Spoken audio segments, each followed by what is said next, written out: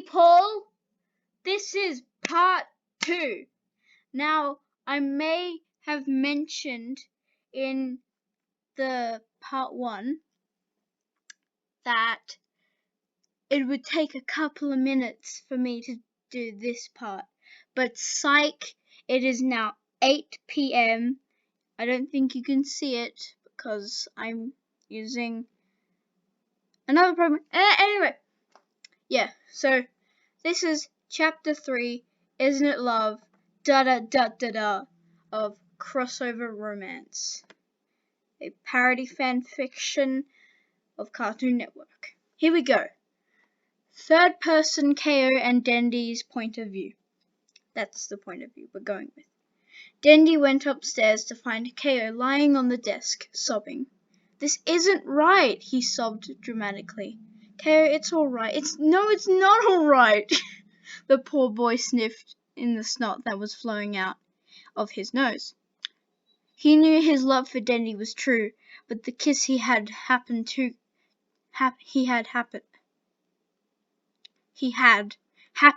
quickly into the relationship. There we go. Dendy, why did you kiss me? KO, I'm sorry. Got him. I kissed you due to awkward peer pressure that I was hearing downstairs when you went into the storeroom. That's not how peer pressure works, guys. You know I can easily fall under peer pressure. KO knew what the goggled girl meant and accepted her apology. Man, this is really bad writing. Don't worry, guys, it gets better. Later that afternoon, and after all the negative emotions had dialed down, KO and Dendy boarded a bus to get to the local botanic gardens to talk things out. Yeah, I can read. When they got there, KO took Dendy by the hand and took her to one of the many rotundas in the parks. Wow, this looks like Pink Diamond's palanquin, Dendy remarked. And then KO put his second hand on hers. He then looked longingly in his lover's beautiful eyes. Now let's settle our differences and work something out, okay? Okay, Dendy replied. After a few minutes of working stuff out for the blooming relationship to work, Uncle Grandpa appeared out of the shadows and switched on the perfect slow jam for slow dancing and pushed KO.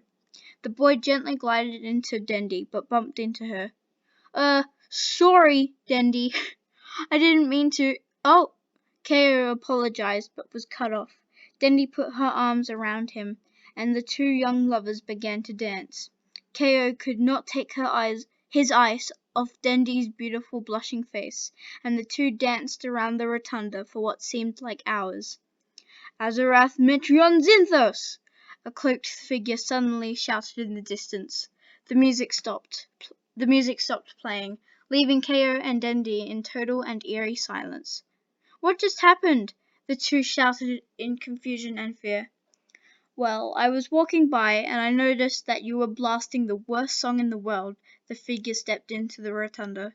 The name's Raven, and I hate your music. I know you! You're in CN City! And you, me, and Garnet and Ben saved it from strike, KO replied. As a matter of fact, I did. Raven turned to face Dendy. Who's the babe? She's not a babe, let alone mine, KO blurted. That is correct, KO, but you didn't need to be so offended, Dendy said. Why you always lying? Okay, KO and companion. Just don't play any music for the rest of the evening. Got it? Raven announced. The two nodded. For the rest of the evening, KO and Dendy rested their heads on each other's shoulder as the sun began to kiss the horizon ever so slowly. The picturesque scene prompted a comment into Dendy's head that made her extremely anxious. So, about that kiss? Dendy nervously broke the silence. What about it? KO replied. He felt anxiety rise within him. I lied about kissing you. It wasn't because of peer pressure. It was on my own accord. I have been wanting to be in a small relationship with you for months now, and I thought Dendy felt a wet and stinging sensation at the back of her eyes.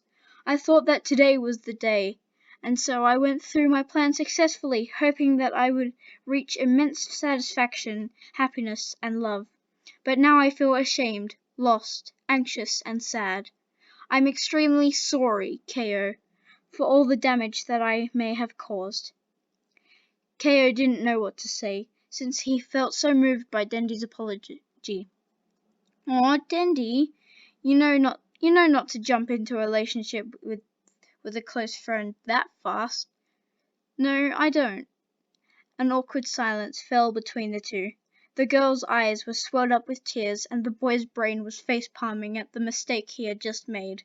The sky was darkening, and the floral-shaped lights placed around the rotunda began to shine a gorgeous array of colors. Dendy, you don't need to apologize for being the person in this relationship to break the barrier of the friend zone. You should be proud of that.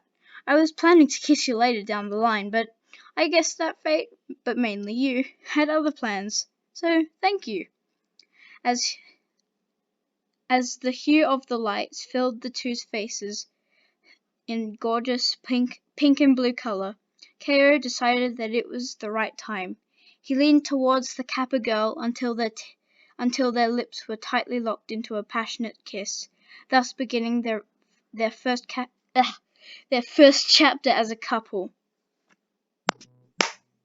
So that was Isn't It Love, Chapter 3. I think this is probably the best chapter. Anyway, let's get into the other side of the story. Isn't It Love 2? The other side of the story. Hey, and look, it's Stephen. Third person, Gumball's point of view. Meanwhile, Gumball was sulking on the curb of a darkened street when he heard someone singing? Now, I might not say this. I'm not going to sing because I don't like singing, and two, I might get copyright strike. Did. Anyway, I can make a promise, I can make a plan, I can make a difference, I can take a stand. So dumb. The angelic male voice passed through Gumball's ears. Hello? He conversed with the dark. Suddenly, a dimly lit figure wearing a dark pink jacket stepped onto the rim of the shine of the street light. As he stepped closer to where Gumball was sitting, the colors of the pink and black clothes became drastically saturated from what the formerly was until, hey there, I'm Steven, and I'm 16 years old. I'm part human and part gem, the teen greeted the slightly scared cat, pulling up his shirt to reveal a pink gemstone that replaced his navel. Hi, I'm Gumball, and I'm 12. I liked your singing, the blue feline replied, blushing slightly. He wanted to avoid the topic of the gem, as he thought it might have been a touchy subject for Stephen. Oh, thank you. You see, where I come from, most of the people there like to sing most of the time. It's practically a musical over there. So, where do you live? A small coastal town in the state of Delmarva called Beach City. Delmarva? Never heard of it. Anyways, I reside in Elmore, a crazy place where people tend to sing, but not as often as what your place did. So what brings you here to the neutral zone? Someone in Elmore told me that this place was a hot spot for hot girls, so I came here, met a girl called Dendy but broke up with her, then found a girl who claimed to be a gem called Garnet. Whoa, I've got to stop you there. Now, is this Garnet tall, has big hips, owns a prescription visor, and has a cube-shaped afro? Yes. Ha ha! You fell for Garnet? Dude, she's a fusion, which means she is made of two beings. Did you even see the rings on her hands? No, Gumball quietly replied, feeling quite stupid. He wanted to change the subject as soon as possible. I'm interested in this fusion shtick. Tell me more about it. And just like that, he found himself walking along the sidewalk, listening to Stephen as he explained with his smooth voice about the inhabitants of his hometown. Now it's just past 10 minutes.